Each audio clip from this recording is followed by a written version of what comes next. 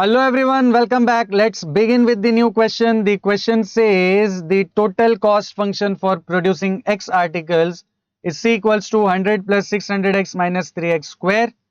Find the values of X for which total cost is decreasing. Quite an easy question. Let's quickly begin with the solution. सबसे पहले जो भी हमें cost function दिया हुआ है हम उसको as it is note down कर लेते हैं. Right, the total cost function is given by C equals to 100 plus 600x minus 3x square.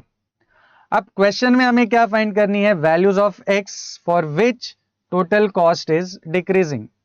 अब देखिए, आगे बढ़ने से पहले हमको सबसे पहले ये पता होना चाहिए कि इंक्रीजिंग और डिक्रीजिंग फंक्शंस होते क्या है. I hope all of you remember, if f dash of x is greater than 0 or derivative of the function is positive, then function is increasing, and if f dash of x is less than 0 or derivative of the function is negative, then function is decreasing. तो यहां भी हमें आगे बढ़ने से पहले सबसे पहले जो भी फंक्शन दिया हुआ है उसका क्या पता होना चाहिए? डेरिवेटिव. राइट, तो उसके लिए हमें क्या करना पड़ेगा? दोनों साइड डिफरेंशिएट करना पड़ेगा with respect to x. So let's differentiate both sides with respect to x. So c का डेरिवेटिव हो जाएगा dc by dx. 100 being constant, derivative will be 0. 600 as it is, x का derivative 1.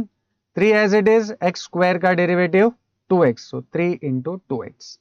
So in the next step, if you simplify this, you get dc by dx as ये हो जाएगा 600 minus 6x. Right, तो derivative of the function तो हमें मिल चुका है. Right, अब क्वेश्चन में क्या दिया हुआ है? Find values of x for which total cost is decreasing. मतलब कॉस्ट जो है वो एक डिक्रीजिंग फंक्शन है, यहां पर दिया हुआ है. Right, total cost function is a decreasing function. अब हमें ऑलरेडी पता है कि अगर कोई फंक्शन डिक्रीजिंग हो तो उसका डेरिवेटिव होता है लेस देन 0.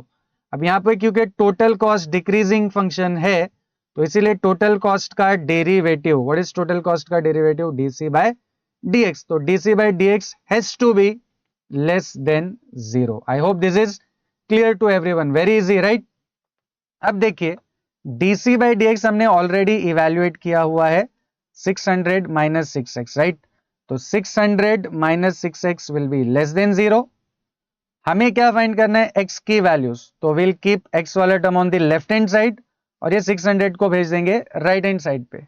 तो नेक्स्ट स्टेप में minus 6x will remain on the left hand side और ये प्लस 600 राइट हैंड साइड पे जाकर बन जाएगा माइनस 600. तो less than minus 600.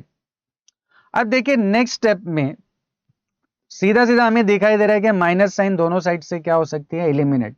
But remember one thing, जब भी आपके साथ आपके पास इनइक्वालिटी हो, you are dealing with inequality और आप दोनों साइड पे नेगेटिव साइन को एलिमिनेट करते हो तो ये जो इनइक्वालिटी साइन है ये फ्लिप हो जाएगी. राइट, तो माइनस और माइनस तो कैंसिल हो जाएंगे, यहां पर बचेगा 6x, यहां बचेगा 600, बट ये लेस देन वाली साइन बन जाएगी greater than sign. This is called rule of inequality. I hope this is clear to everyone. So let's eliminate negative sign both the sides.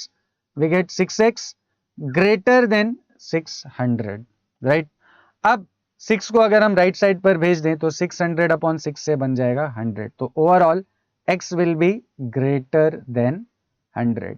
It means the total cost function is decreasing when x is greater than 100. I hope this is clear to everyone. See you in the next video.